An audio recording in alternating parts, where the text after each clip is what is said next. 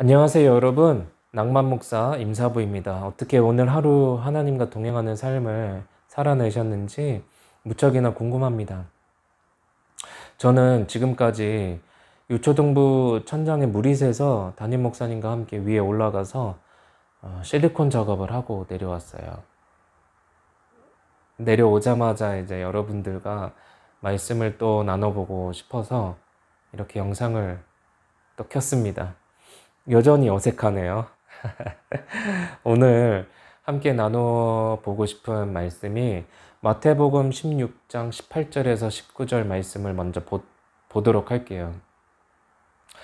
베드로의 신앙 고백 이후에 예수님께서 하신 말씀인데요. 오늘은 개역개정 성경입니다. 또 내가 내게 이르노니 너는 베드로라. 내가 이 반석 위에 내 교회를 세우리니 음부의 권세가 이기지 못하리라. 내가 천국 열쇠를 내게 주리니 내가 땅에서 무엇이든지 매면 하늘에서도 매일 것이요 내가 땅에서 무엇이든지 풀면 하늘에서도 풀리리라 하시고, 우선은 여기서 제가 주목하고 싶은 본문은 천국 열쇠가 뭐냐라는 것과 천국 열쇠를 내게 주리니 라고 이야기를 했는데, 거기서 말하는 너가 누구냐라는 것이거든요. 예수 그리스도께서 베드로의 신앙 고백 이후에 교회를 세우시겠다라고 약속하시면서 교회에 주시는 권세에 대해서 이야기를 하는 본문입니다. 어떤 사람들은 천국 열쇠가 뭐다라고 말할 때 천국 열쇠는 하늘을 열고 닫고 하는 기도다 이렇게 이야기하는 사람들도 있어요. 그러나 이 본문을 봤을 때 교회에 주신 권세로서의 천국 열쇠는 하나님의 거룩하신 말씀인데, 그 말씀의 현실이 교회의 목사를 세우셔서 주일마다 언약을 재갱신을 해 나가시는 것이 예배이잖아요. 그 예배 때 가장 예배의 절정이라고 말할 수 있는 공적 설교를 말하는 것입니다. 하나님의 말씀이면서 그 말씀의 현실인 바로 설교이다. 그것이 천국 열쇠다. 교회에 주신 권세가 바로 천국 열쇠인데 그 천국 열쇠가 바로 설교다 라고 봅니다.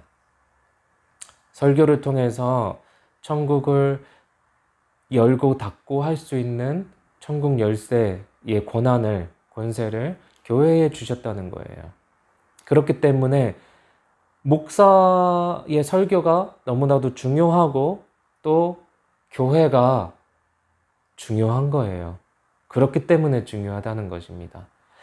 또 주목하고 싶은 내용이 내가 땅에서 무엇이든지 매면 하늘에서도 매일 것이요 땅에서 무엇이든지 풀면 하늘에서도 풀리리라 하시고, 요 내용이 마태복음 18장 15절 이후의 본문에 또 나옵니다.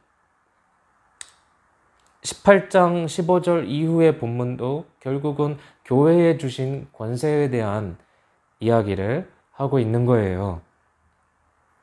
15절 이후부터 한번 읽어볼게요. 내 형제가 죄를 범하거든 가서 너와 그 사람과만 상대하여 권고하라. 만일 들으면 내가 내 형제를 얻은 것이요 만일 듣지 않거든 한두 사람을 데리고 가서 두세 증인의 입으로 말마다 확증하게 하라. 만일 그들의 말도 듣지 않거든 교회의 말하고 교회의 말도 듣지 않거든 이방인과 세리와 같이 여기라. 진실로 너희에게 이르노니 무엇이든지 너희가 땅에서 매면 하늘에서도 매일 것이요 무엇이든지 땅에서 풀면 하늘에서도 풀리리라. 아멘. 교회에 주신 권세 두 번째입니다. 권징 또는 치리의 권세를 교회에 주셨어요. 마태복음 16장에 나오는 천국 열쇠 그 말씀 또 공적 설교 이것은 사도성과 관련이 있어요. 사도적 고백 위에 있는 교회냐 아니냐를 알 수가 있겠죠. 또 방금 전에 우리가 읽었던 마태복음 18장 이 본문은 교회의 거룩성과 관련이 있어요. 교회는 하나뿐이며 거룩하며 보편적이요 사도적이다. 이렇게 단 한 줄로 교회의 속성을 이야기할 수가 있거든요. 이것은 이제 니케아 신경과 콘스탄티노플 신경이라고 325년, 381년에 공교회의 회의를 통해서 확증하게 된 교회의 속성이에요. 하나뿐이며 거룩하고 보편적이요 사도적이다. 이 교회의 속성 네 가지라고 우리는 봅니다. 권징과 치리의 권세도 교회에 주셨어요. 여기 보면은 권고하라. 한두 사람을 데리고 가서 두세 증인의 입으로 확증하게 하라. 그리고 그들의 말도 듣지 않으면 교회의 말하고 교회의 말도 듣지 않거든 이방인과 세리와 같이 여겨라.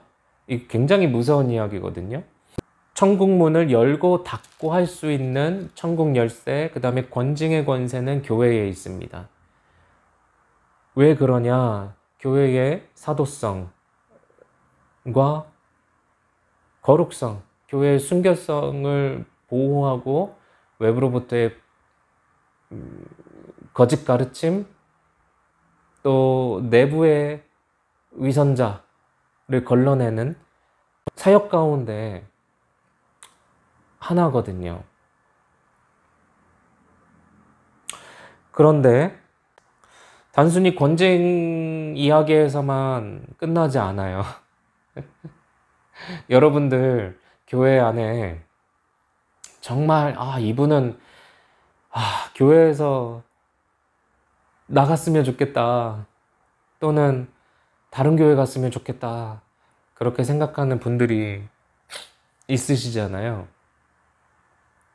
그런데 21절부터 여러분들 한번 보시겠어요? 그때에 베드로가 나와 이르되 주여 형제가 내게 죄를 범하면 몇 번이나 용서하여 주리이까? 7번까지 하오리이까? 예수께서 이르시되 내게 이르노니 7번뿐 아니라 7번을 70번까지라도 할지니라. 그러므로 천국은 그 종들과 결산하려 하던 어떤 임금과 같으니, 이렇게 이야기를 하고 있어요. 그러니까 7번을 70번까지라도 용서하라는 이야기거든요. 분명히 교회의 거룩함과 또 순결성을 지키기 위해서 교회에 권징과 치리의 권세를 주셨음에도 불구하고 용서하라는 거예요. 이거 어떻게 해야 될까요? 네. 동전의 양면입니다. 하나님의 이 말씀은 파라독스, 역설이 있어요. 그 역설의 개념들을 여러분들이 이해를 하시면서 성경을 읽어 나가셔야 됩니다. 그렇다고 해서 권징이 필요 없다라는 이야기도 아니에요. 그렇다고 해서 용서 없는, 사랑이 전제되지 않은 권징은 틀린 것입니다. 계속해서 교회에 대해서 우리가 고민을 하고 있어요. 오늘도 교회에 대한 부분이거든요. 이야기거든요. 여러분들 좀 어떠셨어요? 교회의 천국 문을 열고 닫고 할 수 있는 권세가 교회에 있다면 그 예수 그리스도의 몸이 바로 교회라고 한다면, 그리고 천국 열쇠가 하나님의 거룩하신 말씀인데 그 말씀의 현실이 바로 주일날 목사를 통해서 하나님이 내게 주시는 언약의 말씀 설교, 공적 설교라고 한다면, 또 권징과 치리라고 한다면, 여전히 우리가 교회를 어떻게 세워나갈 것인지에 대한 고민을 신중히 할 수밖에 없고, 또 하나님의 집에서 어떻게 행할 것인지에 대한 고민을 할 수밖에 없어요. 그 고민 없이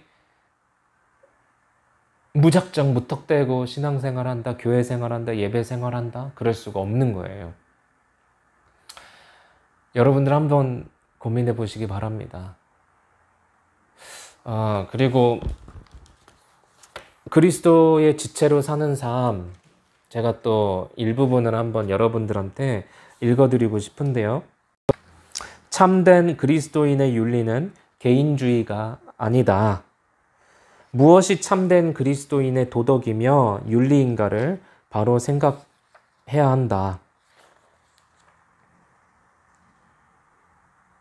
거룩한 윤리관의 큰 제목이 무엇이냐 하면 사람은 독립해서 존재하지 않는다는 것을 먼저 알라는 것입니다. 따라서 사람은 개체로 존재하는 것이 최후의 경영이 아니라는 것을 알아야 합니다. 그리스도의 도리, 성경이 가르치는 거룩한 도리에서는 그런 식으로 인격이 완성된다는 말이 성립하지 못합니다. 그런 생각을 하지 못하는 이유는 사람의 인격이 단독으로 존재하지 않는다고 가르치기 때문입니다.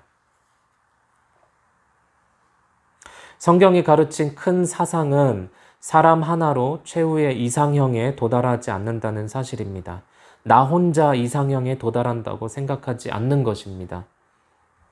그리스도는 당신 혼자서 나 혼자다 하고 가시는 것이 아니라 거룩한 몸, 신령한 몸이 있어서 그 몸과 함께 가시는 것인데, 우리가 각각 그 몸의 마디가 되어서 자꾸 지어져 가는 집과 같이 되는 것이라고 하였습니다. 그래서 여러분, 하나하나나 저나 그리스도 안에서 한 부분이지 결코 우리 각각이 독립해서 완성된 인격자로서 최후의 이상형에 도달하는 것이 아닙니다. 그래서 개인주의의 생활, 개인주의 믿음, 개인주의 신앙생활, 개인주의 윤리, 개인주의 도덕, 이것을 찾아볼 수 없다는 거예요. 거룩한 몸, 신령한 몸에 붙어서 분자로서 또 지체로서 각각의 수족으로서 함께 몸을 이루어 도달하는 것이다. 각각 그 몸의 마디가 되어서 지어져 가는 집과 같이 되는 것이다. 그렇게 지금 이야기를 하고 있습니다. 여러분들 한번 고민해 보시기 바라요. 다음 시간에 또 함께 뵙겠습니다.